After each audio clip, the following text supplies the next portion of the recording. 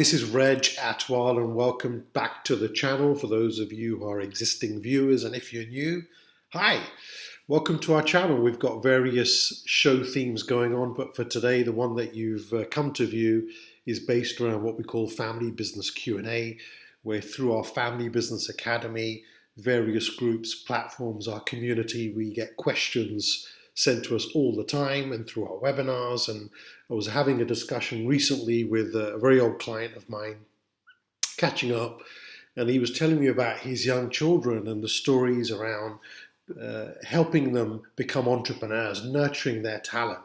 And we ended up having this discussion around fire in the belly. Do your kids have this fire in the belly? And, what is fire in the belly? Essentially, it means that one has energy, they have enthusiasm. Other people will refer to it as someone who's got a bit of grit. That's a word used a lot these days, grit, resilience, determination, to do something. The complete opposite would be someone who's very lazy, they have no dreams and ambitions, they're just plodding along with life. Obviously enjoying their life, especially if the family business has got to a stage where it's got great wealth. And the parents start to get a bit concerned, which is they've worked so hard to get this family business, whether you're first generation or multi-generation family business, to whatever level. And they're thinking, that's not how we built this. We have fire in the belly. I've met some people in their 80s and 90s and still have fire in their belly. So I suppose the key question is it something that could be nurtured?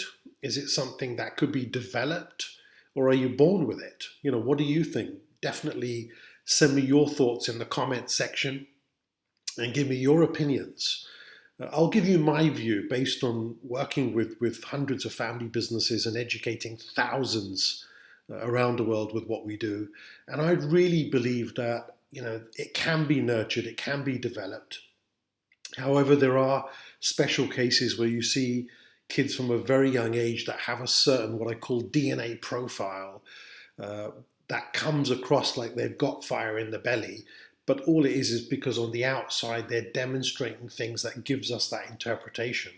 While you could have another child who's a complete introvert, is not expressing that DNA profile, as I call it. But internally, they also have fire in their belly. They just don't come across, and sometimes could be labeled as, why don't you communicate? Why are you not open? Why are you not showing initiative? Why, and we can end up labeling them. So that can also have an impact on children. So let's go through a few things to consider in this episode. Number one of the keynotes that I've delivered for many years on the platform at conferences and events and with our clients is my formula of what I call think, feel, do. And think, feel, do, if I can share it in this way, thinking is around what's going on here around your brain. Your feeling is around what's going on down here, which is your heart. And doing is around movement, okay? Walking and moving forward. So think, feel, do is all about alignment. So if you've got a next-gen member who doesn't have fire in the belly, and we want to nurture that, we want to get them that energy, and that's essentially what I'm talking about. If you get your think, feel, do right, you create energy. The thinking part is, first of all around motivation. Now, essentially, we're talking about self-motivation. If you break down the word motivation, it's got motive. I'm sure some of you have heard other speakers and experts talk about this, but that word motive, originates from a Latin word meaning reason. So for me, the first starting point, the first step with the next gen young members is to help them develop a reason. And if you can help them develop a reason, and that could be a combination of goals, something that they aspire to achieve and develop that, as well as something a little bit more advanced. They may not be ready for it at a very young age, but definitely by the time they're young adults, you could start working on the second part, which is purpose. And the purpose is much deeper. It's about why are we doing it? It's not all about money. It could be around social impact. It could be the love for doing a specific thing and adding that value to as many people as possible around the world. Or it doesn't have to be a global, international, huge thing. It could be something very, very small that someone does just in their local community, in their local area. So when I talk about the thinking part in self-motivation, the first part is definitely around goal setting. And there's many books out there, quite a number in my library around goal setting, but I try to keep it very, very simple. It's just to ask them the right questions and explore the possibility of things they could be doing in the future and what they would like to achieve in their life. And that could come from wanting small things. If you're very young, it could be aspiring to get that next bicycle, okay? And rather than just have mum and dad buy it, you could come up with an environment where the same way as if they were an entrepreneur, they'd have to start something, they would have to add value somewhere in exchange for this token of money. And these days, these kids have also got e-wallets and different ways that you can do this. So I would say come up with a plan where they want something, there's a target, there's something they'd like to achieve that makes them happy, feel good initially. And this is all in baby steps. And what service can be rendered? Is there something that could be done around the house?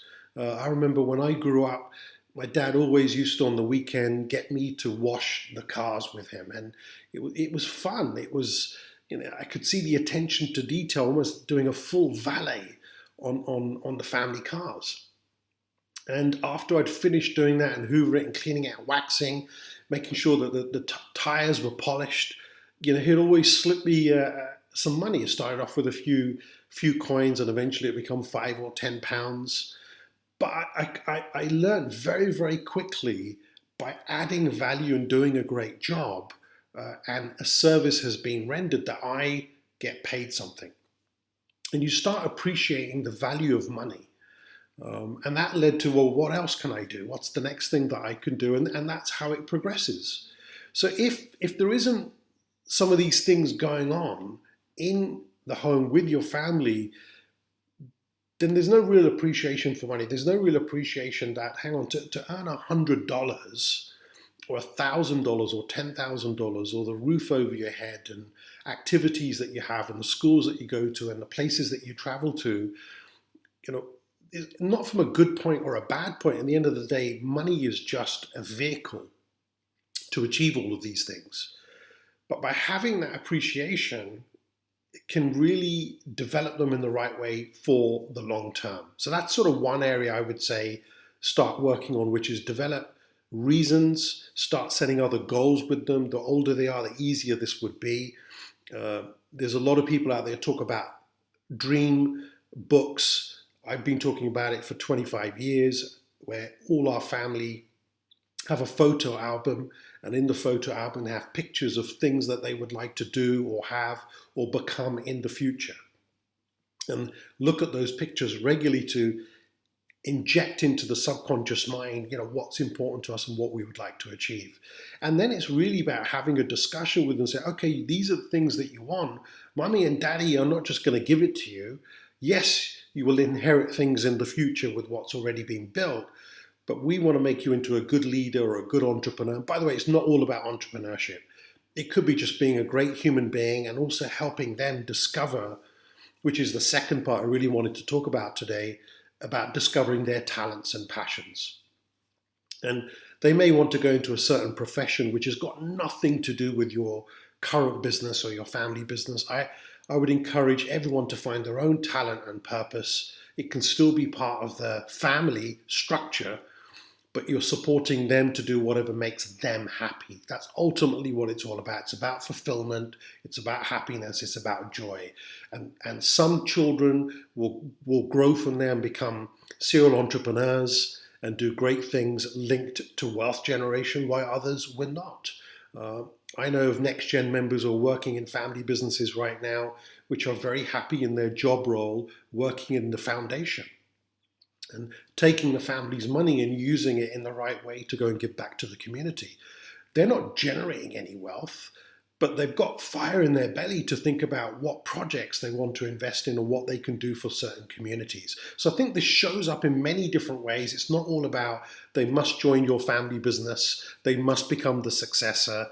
It's not all about all of these things. So going back, reasons, goals, pictures. Some people refer to it as a dream canvas. It's something visual with pictures everywhere that they can see of things they'd like to do in the future. Do it in baby steps.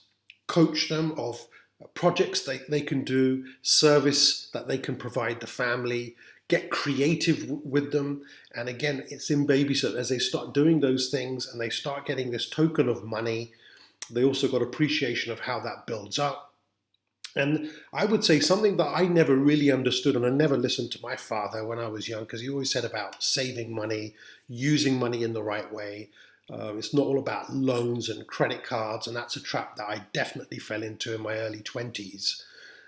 So I think teaching also the next generation the value of money, but also how to reinvest, have a reserve for emergencies, have some savings, and really how that works, and show them the Warren Buffett formula of how $100 can become a few $100,000 over 20, 30 years based on accumulating that and investing it the right way. So these are some fundamental things around getting your thinking right. And then from a feeling point of view, it's just a bit of accountability. I believe every child needs a bit of coaching and mentoring. It's not just about telling them what to do. It's also about coaching them and mentoring them. And here's a tip I'll give you. Sometimes that coach and mentor, it doesn't need to be the parent or the parents. Finding an uncle or an auntie, finding someone external that you trust could be the coach or the mentor for the next generation. I'd say start young, find good people in your environment that can become influencers. It definitely happened to me with a few of my dad's friends when I grew up that influenced me until I met my first mentor, which I've got on another one of my videos, who was a management consultant and someone who was a speaker. But all these people were like father figures and had a huge impact on me. So try create that. In our family, I know with our 4 children, they're very, very close with my sister's family. They've always been coaches, and the same way I'm returning the favor where I'm coaching one of my nephews and have supported him when it comes to his mindset and things that he'd like to achieve. So there's different ways you could do this with. If you've got a big family, it's even easier. If not, you could go to friends, other people, experts. I've worked with many families with the next gen as a mentor and referred to as Uncle Reg all the time, and worked with some of these kids for almost 10 years now until they've eventually either joined the family business or helped them incubate a brand new venture. So this is around thinking and feeling. The doing part really is just about self-discipline. Someone said the two key things, if you could give these to kids, that's what you need. Give them self-confidence and build that up gradually. Show them the small wins, give them the baby steps, and also self-discipline. It's not about doing something once and you're done.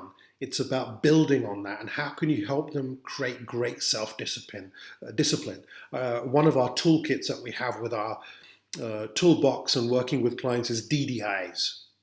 You've got key result areas, you've got KPIs, but one of the key things that we focused on for years is DDIs, daily discipline indicators. What's that one thing that you've got to do today, but if you do it every day, it's going to lead to success in 3, 6, 9, 12 months' time. So teach kids how to create self-discipline. Basic things, very, very small wins. And again, you could link it to the token of money as a way of appreciation if you wanted to, or not. Some families have their rules that it's not all about money, that the child may have to do that anyway just to learn and understand what it is to live life and be responsible. So try focus on that self-confidence and self-discipline. If you could give that, I really believe that you will start having the next generation have fire in the belly with coaching and mentoring as well. Make sure they've got goals. And the final piece for me around this would be just to find out their talent. So a few tips. I've got an entire different course and program I do on what I call DNA profiling. It's published in this book, Unleash Your Family Business DNA. You can pick it up from Amazon. or a bookshop, but there's a whole few chapters on that about understanding who you are on the inside. What are your natural talents? What are your natural strengths? How do you express those? And a few tips. Experiment, experiment, experiment. Okay, find ways that you can help the next generation experiment. Uh, do lots of internships as possible in a short space of time. The more you could get your children into new environments and try things out, whether it's things at home with the parents, grandparents, aunties and uncles, whether it's having a bit of work experience. I remember my second eldest son, he was only 12, around 12 years of age.